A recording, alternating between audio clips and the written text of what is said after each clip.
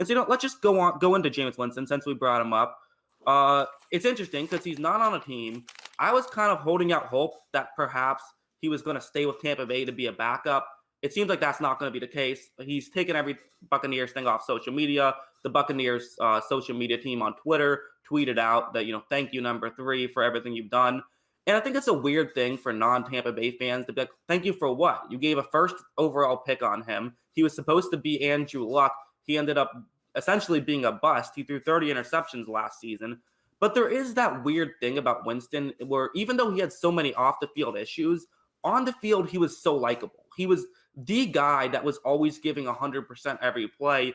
And in a game where typically quarterbacks don't do that, especially quarterbacks on bad teams, it was so much fun to watch. And he did kind of embody hope in a lot of ways because I said before Jameis Winston got here, there were plenty of games where we're never winning this game. Once he got there, we always had a chance to win every game. Now, we always had a chance to lose every game too, but we always had a chance to win every game. And so I just think it's such an interesting dynamic. And I do think that he can be successful with another team.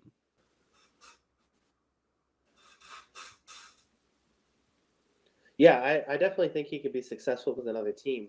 I think one of the things that you've seen with some of these quarterbacks at free agency point, where they're kind of at the, the fork in the road in their career, is there's really 3 options you can take. You can either jump to the next starting job, you like that competing route like we talked about with some of these teams, or the third option is you go be a backup behind an offensive mastermind. You might get an opportunity to start based on an injury or you earn the playing time, and then you look really good and you get a huge contract off of it.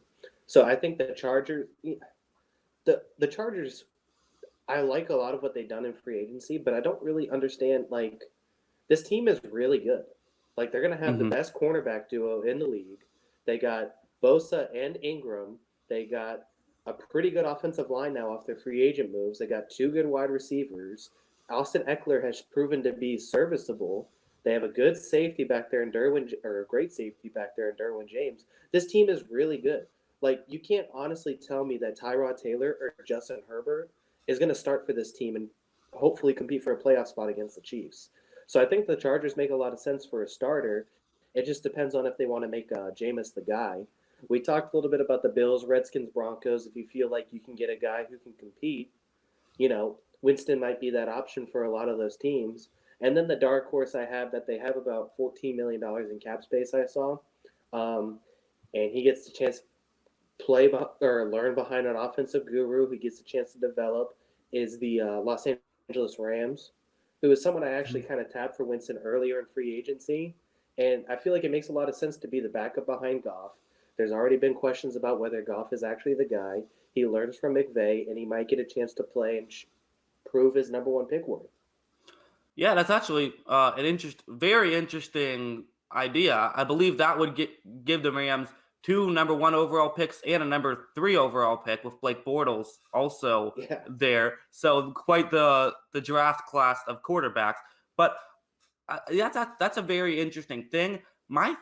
I think what I would be worried about if I'm the Rams is they just don't have a ton of cap space. I know they have enough cap space where they could get him, but I think they'd rather use that on depth because as we've seen, one injury and their entire team fell apart with the Todd Gurley injury, and then of course offensive line getting older didn't help anything. But I just think that they'd probably rather use it in other places than use it on a backup quarterback, especially with Bortles, who is still a solid quarterback. Yeah, it's kind of interesting. I almost feel like the Rams might have missed their window. There's a lot of people who, this team just didn't seem like it was at the level that it was ever going to be again. And McVay might have been spooked a little bit in that Super Bowl and how badly he got outcoached. And this team just felt like it had it didn't have the same, there was a lot of spark to the team the year before when they made the run at the Super Bowl that just didn't really seem there last season. And I'm curious if this team might have missed its window. Obviously, getting depth and getting healthier is more important, but we'll see what happens with this team. Yeah, that's not you're not alone in that take, but I've kind of been the opposite. I think that the Rams are fine. I think that at the end of the day, they still have a great coach. They still have, in my opinion, a very good quarterback, even though he didn't have the best season last year. He does need a good offensive line to play well, as we've seen, but he's still very good.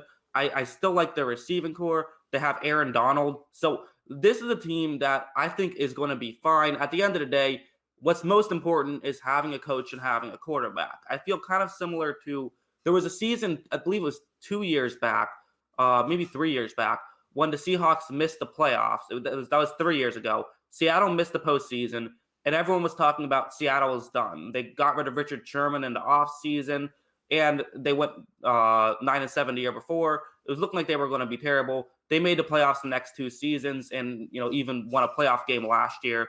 I think at the end of the day, I'm going to trust talented people, and I trust Sean McVay. I think the Rams will be okay. Again, we've gone off on a bit of a tangent here with the Rams, but that's my thought on them. Another team that I keep hearing getting talked about is the Pittsburgh Steelers. What do you think about that for Wednesday? I mean, it makes a lot of sense. He learns out of a guy that's kind of, very similar to him in the way they both play. They're both bigger guys that kind of, are difficult to sack because of their size and their way to, shift around the pocket. They're kind of mobile in a sense of they avoid some sacks in that kind of regard. And they both have big arms and, possess a vertical passing game that they both played with under Bruce Arians. So it makes sense for the two of them and what they, he gets a chance to learn under Ben Roethlisberger and potentially take over that role. I just don't know if Pittsburgh makes that move if they want to bring a guy in like Winston.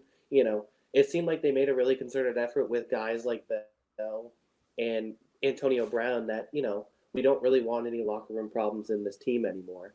And, Winston, it seems like by a lot of accounts is a good guy, still has a lot of baggage behind him also. Yeah, that's true. In terms of locker room, I think all of his team, there's never been a bad thing said about him in terms of the locker room, but the off the field stuff, there are going to be some teams that just don't want him because of that. One of the teams that we know will not be that will be the New England Patriots. Again, this is something that has to be brought up. It gets talked about. What about Winston saying, you know what? I'm going to take $1 million. I'm going to go to the best franchise in football over the past 2 decades. I'm going to prove I can play on a 1-year deal. And then next year, I'm going to get a big contract. Bet on himself. Does this make any sense? Well, I mean, it would be fun.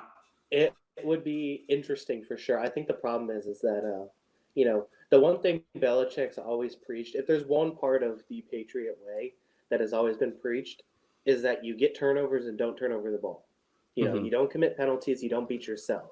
And Jameis Winston is the definition of beating yourself all the time. And I just don't see – I see him throwing 10 interceptions in a season and, like, Bill Belichick just taking a bench and hitting him over the head with it or something. I just – I don't see that I don't see that pairing really working very well in terms of, like, personality. I will say I think that the Patriots are going to get really creative this offseason. I've heard a lot of stuff. Belichick actually raves about, like, the old wing T offenses and the old, like, spread options that are running college football now. I think he's going to get really creative with what they do, and that might mean bringing in a mobile quarterback rather than, your traditional guy. It's going to be interesting to see the Patriots this offseason. I don't think Jameis Winston's going to be that guy for New England. Yeah, probably not. I hope it happens. It would just be the most fun thing. It would be the most fun season ever of every game, Bill Belichick just pulling his hair out, trying to figure out what's going on in Winston's mind. But yeah, probably not.